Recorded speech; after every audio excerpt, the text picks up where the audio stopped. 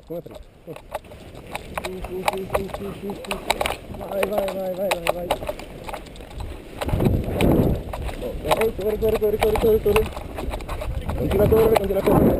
Vai, vai, corri, corri, corri. Continua a correre più veloce, vai.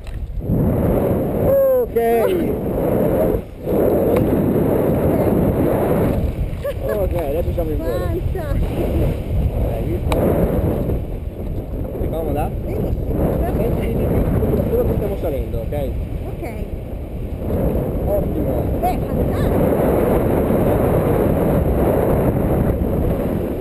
Devo metterti anche i collegamenti più comodi. Senti, ma questa passione...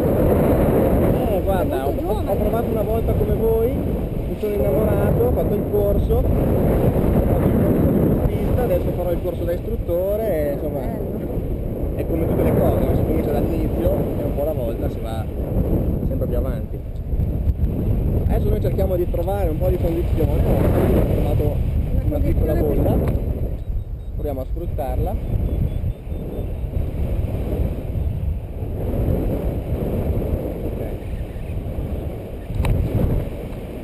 Dimmi se senti nausea, ti paura, disagio, qualsiasi cosa. Ok, se c'è qualche cosa. Tu basta che comunichi e la soluzione c'è sempre, ok?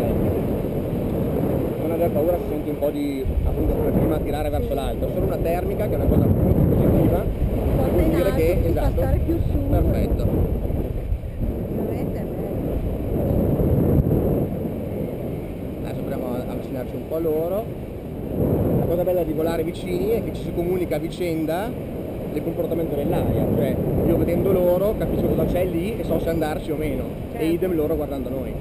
Sì, quindi se loro sfruttano ovviamente la Una bella corrente termica, giusta. noi andiamo dove sono loro, Sì. Se invece vedo che loro vanno giù come i sassi, allora ci allontaniamo.